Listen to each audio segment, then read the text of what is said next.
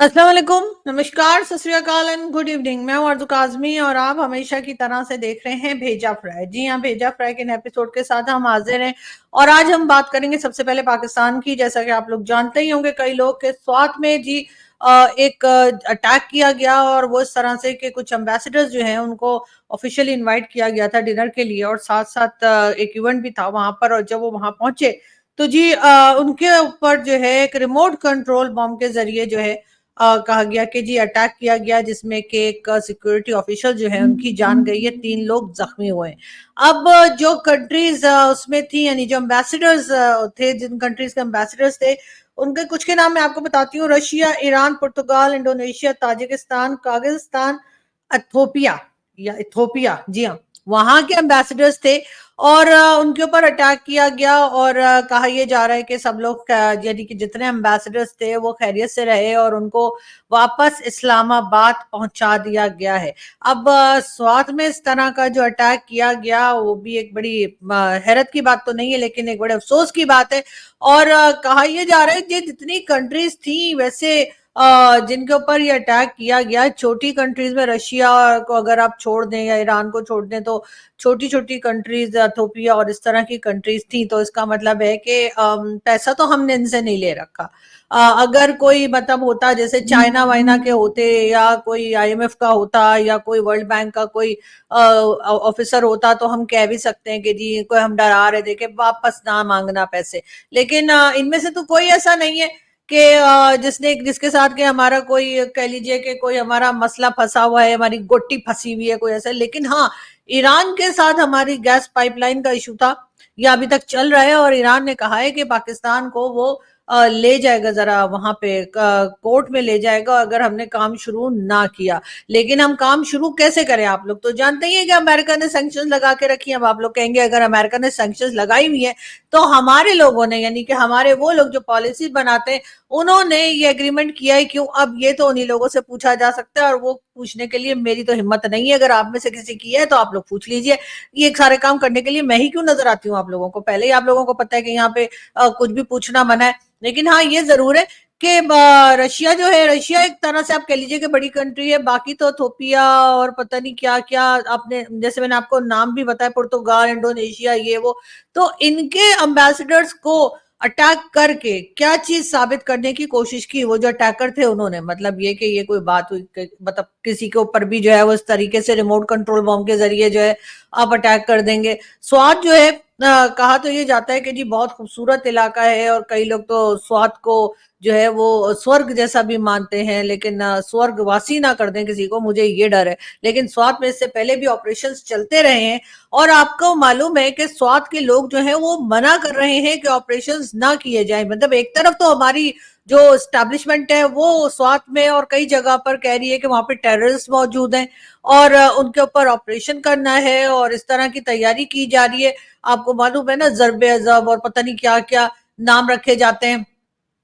एक तरफ कह रहे हैं कि जी वहां पे टेररिस्ट मौजूद हैं, उनके ऊपर ऑपरेशन होगा। दूसरी तरफ 10-11 एम्बेसडर को जो है वो वहां पे भेज दिया गया घूमने फिरने। मुझे समझ नहीं आ रही कि एक तरफ तो आप कह रहे हैं कि स्वात जो है वो सेफ जगह नहीं है और वहां पर टेररिस्ट मौजूद हैं जो कि अटैक कर रहे हैं। वहां के अपने लोग कह रहे हैं कि आप ऑपरेशन यहाँ से स्टार्ट मत कीजिए बल्कि पंजाब से कीजिए, इसलिए कि हाफिज सईद, मसूद अजहर और इसी तरह के जो हमारे अनमोल रतन है वो तो पंजाब में। लेकिन आप कह रहे हैं नहीं, क्योंकि वहां पे टीटीपी मौजूद है स्वात के इलाके में और केपीके में और साथ साथ अफगान बॉर्डर जो है वहां पे भी टेंशन है, तो इसलिए जी हम तो ऑपरेशन वहां से करेंगे। चले मान लिया आपने कहा, यानी कि आपने कहा, यानी कि भाई लोग ने कहा कि हम ऑपरेशन वहां से करेंगे क्योंकि सारी प्रॉब्लम वही है, यानी कि टीटीपी वही अटैक कर रही है और वहां पे जो है लड़ाई चल रही है और स्वात में भी टेररिस्ट है और पूरे केपीके में टेररिस्ट है। चले मान लिया। उसके बाद आखिर कौन ऐसा जो है हमारे यहाँ इतना अक्लमंद बैठा हुआ है जिसने ये प्लान किया कि यहाँ पे इन सब अम्बेसडर्स को भेज दिया जाए? और वो भी क्यों? मतलब किस लिए? और उसके बाद इस तरह से अटैक जो हुआ है उसके बाद वो सब तो शुक्र है बच गए और वापस इस्लामाबाद पहुंचाया गया।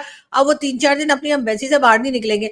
लेकिन जिन्होंने उनको वहां भेजा, क्या उनसे कोई पूछेगा कि भैया तुमने वहां का प्लान बनाया ही क्यों, जब तुम अपने मुंह से रोज कहते हो कि वहां पे मारकाट हो रही है? तुम रोज कहते हो कि वहां पे अटैक हो रहा है, इतने लोग मारे गए, इतने हमने कर दिए, इतने हमने शहीद कर दिया, इतने उन्होंने हमारे शहीद कर दिए, इसलिए कि दोनों तरफ ही मुस्लिम है ना, तो समझ नहीं आ रही कि असल में शहीद कौन है। लेकिन खैर जब हम ये बात करते हैं और उसके बाद जो है हम कहते हैं कि जी स्वात जो है वो बड़ा खतरनाक एरिया है, क्योंकि वहां पे टेररिस्ट जो है वो मौजूद है, और इस वजह से हमारी जो एजेंसीज हैं, हमारी जो फौज है वो वहीं पे ऑपरेशन कर रही है, और वहां पे ऑपरेशन के लिए आपको मालूम है ये कोई वो ऑपरेशन नहीं है कि वैसे जो हॉस्पिटल में होता है, जाहिर है वो ऑपरेशन है जिसमें गोला बारूद इस्तेमाल होता है। तो उन्होंने कहा कि जी वहां पे ऑपरेशन चल रहे हैं स्वात में, इसलिए कि स्वात के हालात खराब हैं, और आपने बैठकर और 10-11 एम्बेसडर ठीक स्वात में भेज दिए, किस लिए? मतलब क्या साबित करना चाह रहे थे? ये क्या डराया जा रहा था, या वो इत्तेफाकन बच गए? उन लोगों को सोचना भी चाहिए, नहीं एम्बेसडर्स को भी सोचना चाहिए कि जब एक जगह मालूम ही है कि वहां पे गोलियां चल रही हैं, वहां पे धमाके हो रहे हैं, वहां पे लोगों को उड़ाया जा रहा है, यानी कि वो वाला नहीं उड़ाना, मारा जा रहा है, मेरा मतलब है। आप लोग भी ना, समझ में कुछ आता नहीं आप लोगों के, घर मेरे खुद की भी समझ में नहीं आ रहा है चल क्या रहा है यहाँ पे। लेकिन मैं ये कह रही हूँ कि मतलब एक जगह का पता है आपको कि यहाँ पर टेररिस्ट मौजूद है और वो बार बार अटैक कर रहे हैं, और आप ठीक उसी जगह पर अपने एम्बेसडर्स को भेज दीजिए, आइए सर स्वाद दिखाते हैं आपको, बड़ा ही खूबसूरत है। और उसके बाद वो खूबसूरती तो वो क्या ही देखते बेचारे, कि वहां पर हो गया धमाका, और उसके बाद जी शुक्र ये कि वो बच गए और उनको वापस भेजा गया। लेकिन जिन लोगों ने ये पिकनिक प्लान की थी, जिन लोगों ने ये इवेंट प्लान किया, जिन लोगों ने ये कहा कि ये एम्बेसडर्स जो है इनको वहां भेज दो सैर सपाटे के लिए, क्या उनसे कोई पूछेगा कि जी आपने जो है ये प्लान कैसे बनाया और आपने आखिर यही एम्बेसडर क्यों चुने?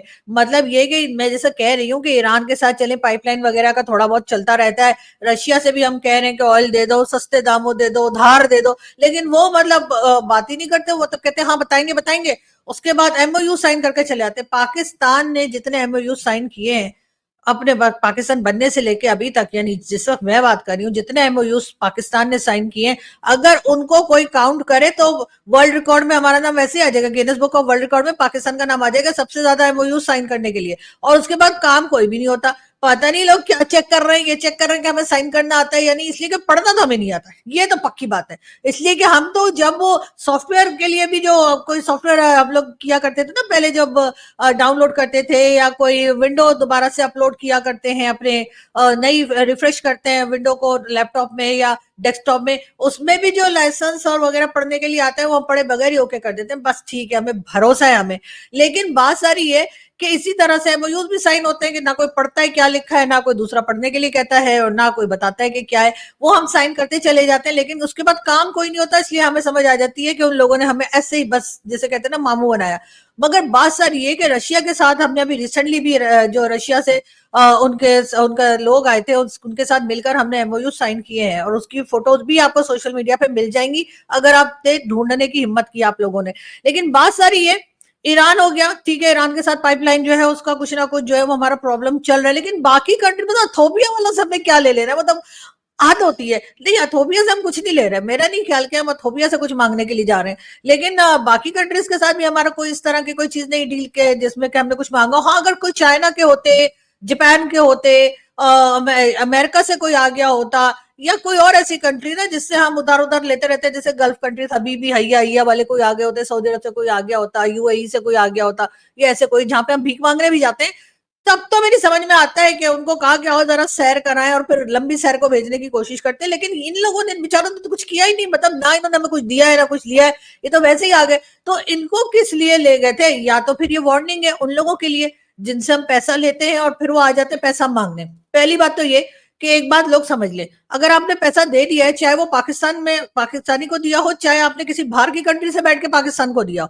उसको वापस मांगने की गलती मत करें। इसलिए कि हम लोगों को बहुत बुरा लगता है, इतना बुरा लगता है कि मैं आपको क्या बताऊं। लेकिन ये है कि हम देते फिर भी नहीं है। आप जितना मर्जी हमारे मुंह पर आके में बोलेंगे पैसा दे दो हमारा वापस, हमारा पैसा दे दो, तुमने हमें पैसा लिया था, तुम्हें हमारा पैसा वापस करना है, हम अल्हम्दुलिल्लाह इतने ढीठ लोग हैं कि हम 200 बार सुन लेंगे आपने जो भी कहना है, लेकिन गाली देनी तो दे सकते हैं, लेकिन ये कि हम पैसा वापस नहीं देंगे आपको, ये बात आप याद रखें।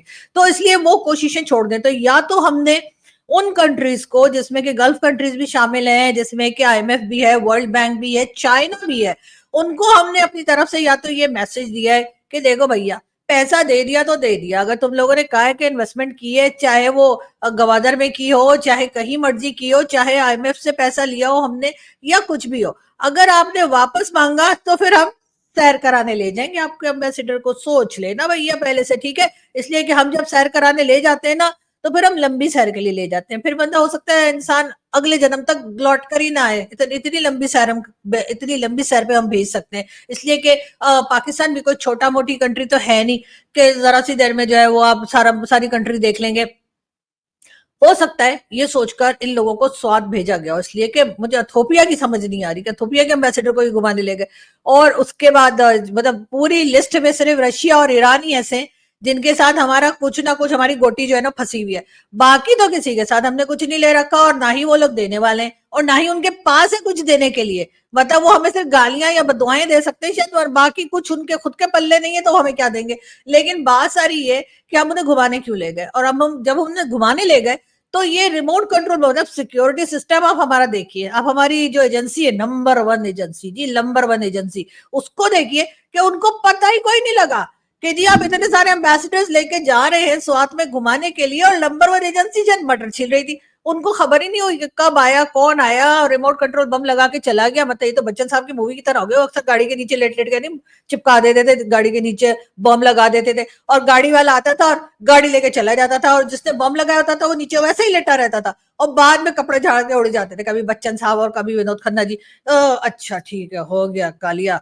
तो मैं ये कह रही हूँ कि आखिर ये चल क्या रहा है पाकिस्तान में। मतलब आपकी नंबर 1 एजेंसी, अरे नंबर 1 कहते कहते हम लोग मतलब बावले हो गए, लोग बिलीव नहीं कर रहे, वो एक अलग बात है। लेकिन मुझे ये बताइए कि नंबर 1 एजेंसी क्या कर रही थी, उसको पता ही नहीं लगा कि आप इतने सारे 10-11 एम्बेसडर जो है आप स्वाद भेज रहे हैं, और उसके बाद कोई आया और एक रिमोट कंट्रोल बम चिपका के चला गया, चिपका के चला गया, उड़ा भी दिया उसने, और आप लोगों को पता ही नहीं लगा। तो ऐसी सिक्योरिटी में कैसे चलेगा जी? मतलब अब कौन आएगा? मतलब आप क्या करना क्या चाह रहे थे, मुझे तो ये समझ नहीं आ रही। या तो वैसे ही चेक कर रहे थे कि बम चलते भी हैं कि नहीं चलते, इसलिए कि हमारे पास भी तो आपको पता है ना एटम बम है।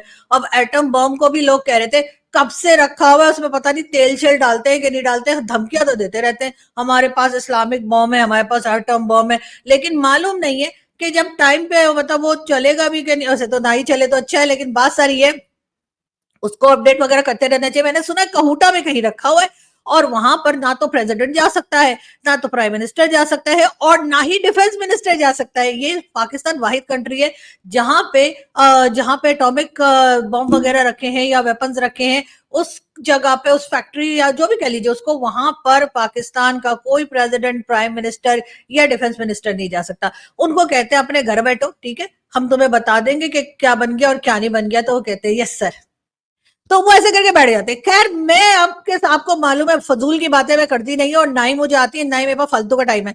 लेकिन हाँ, मैं ये बता रही हूँ कि भाई ये लोग जो गए थे, एम्बेसडर्स गए थे, तो उनकी सिक्योरिटी के लिए क्या किया गया? ये किस तरह की सिक्योरिटी है जिसमें बम फटने के बाद इनको पता लगता है कि फट गया? वो तो सभी को पता लग जाएगा फट जाएगा तो डेफिनेटली। लेकिन वो बेचारे 11 के 11 एम्बेसडर, सुना है 10 या 11 एम्बेसडर थे, वो क्या सोच रहे होंगे, क्या इंप्रेशन पड़ा होगा? अब वो कैसे, मतलब आप दोबारा उनको स्वाद कैसे लेके जाएंगे, या जिन लोगों को स्वाद ले जाना है उनके बाद क्या वो मानेंगे स्वाद जाने को? और स्वाद वालों को क्या बताना चाह रहे हैं कि जी आपने ऑपरेशन वहीं से शुरू करना है, क्योंकि स्वाद के हालात बहुत खराब है, स्वाद में सिचुएशन बिल्कुल आउट ऑफ कंट्रोल है। देखें जी, कुछ मेहमान आए थे, खुदा खुदा करके कुछ लोग आए थे यहाँ पर घूमने फिरने के लिए, और हमने उनके साथ क्या किया, ये बात बताना चाह रहे हैं। लेकिन फिर भी मुझे लगता है स्वात के लोग तैयार नहीं होंगे, और वो यही कहेंगे कि जी हाँ बिल्कुल ऑपरेशन आप कर सकते हैं, मगर पंजाब से शुरू करें। जी हाँ, पंजाब में भी हाफिज सईद, मसूद अजहर, लश्कर जंगवी, लश्कर भंगवी, और पता नहीं कौन कौन से लश्कर बैठे हुए, तो उनको जाके पहले पकड़ लीजिए ना। या मतलब उनका वो कोई स्पेशल है कि उनके लिए आप कोई एक्शन नहीं करते, और सारे के सारे टेररिस्ट आपने जो है वो केपीके से ही जाके पकड़ दें? अरे पूरा पाकिस्तान ही आपका है, मतलब ये कि पंजाब भी अपना है, केपीके भी अपना है, बलूचिस्तान और सिंध भी अपना है, कश्मीर भी अपना है, इधर वाला। अच्छा, वो जम्मू कश्मीर की बात नहीं कर रही जो मोदी जी का है, उसकी बात नहीं हो रही है, तो वो भी अपना है। तो जी अगर आपने ऑपरेशन करना ही है, तो अगर इतना इसरार कर रहे हैं केपीके वाले, तो ऑपरेशन आप उधर से पंजाब से शुरू कर दीजिए। अब लोगों पे सिर्फ ये साबित करने के लिए कि केपीके की हालत बहुत खराब है और हमें ऑपरेशन वहीं से शुरू करना है, उसके लिए आप क्या क्या पापड़ बेल रहे हैं। पापड़ से याद आया मुझे कि मुझे पापड़ बड़े पसंद है और बड़े मजेदार मिलते हैं हमारे यहाँ। तो कभी आइए, हमारे जो हिंदुस्तानी दोस्त आए तो हम आपको पापड़ खिलाएंगे यहाँ के, फिर आप लोगों को पता लगेगा। आप लोग इतने इतने पैकेट जो है ना लेके जाएंगे भारत वापस। लेकिन खैर वो हम बात खाने पीने की नहीं कर रहे। मैं आपको ये बता रही थी कि जी हालात जो है वो बहुत खराब है केपीके के।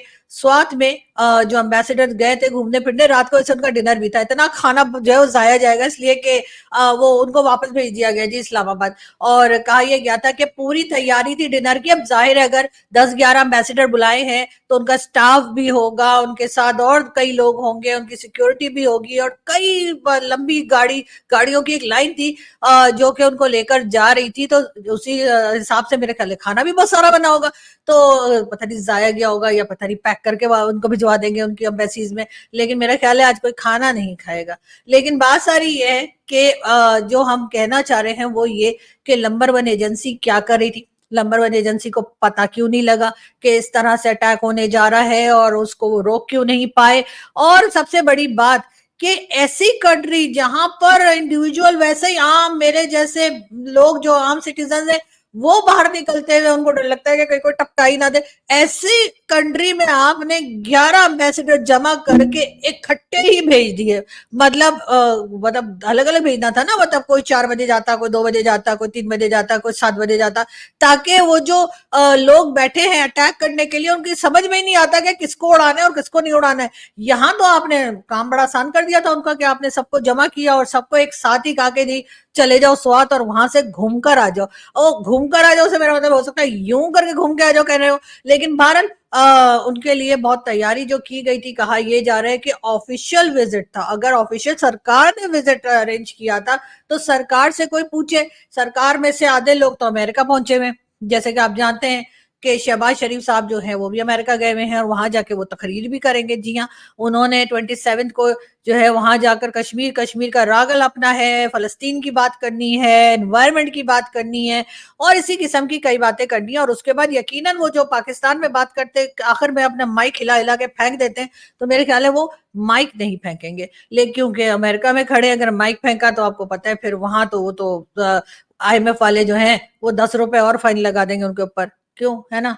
अच्छा खैर बहरहाल बहुत हो गई। मैं आप लोगों को बस ये खबर देने आई थी, इसी वजह से इतनी जल्दी जल्दी मैंने रात को कहा मैं बता दूं, ऐसा ना हो कोई पहले वीडियो बना दे। वैसे तो मुझे पता है कुछ लोगों का उन्हें दुनिया का कोई काम नहीं है, जल्दी से वीडियो बना देते हैं। न्यूज आते ही मैं अभी देखती हूँ तो पता लगता है उनकी वीडियो भी आ गई। आप समझ रहे हैं मैं किनकी बात कर रही हूँ। खैर हमारे बड़े अच्छे दोस्त हैं वो और उनसे मैं बड़ी इंप्रेस सोच ली कि वो इतनी तेजी से वीडियो बनाते हैं कि आई विश के काश मेरे अंदर इतनी एनर्जी आ जाए और मैं इतनी तेजी से वीडियो बना पाऊं जो वो बनाते हैं। न जाने कहां से खबरें ढूंढते हैं, लेकिन खैर कोई बात नहीं। हम चलते हैं। आपसे मुलाकात होगी कल। हंसते रहिए, मुस्कुराते रहिए और सोचिए कि आखिर नंबर 1 एजेंसी को पता कैसे नहीं चला इस अटैक का। बहरहाल हम आपसे फिर मिलेंगे। Thank you.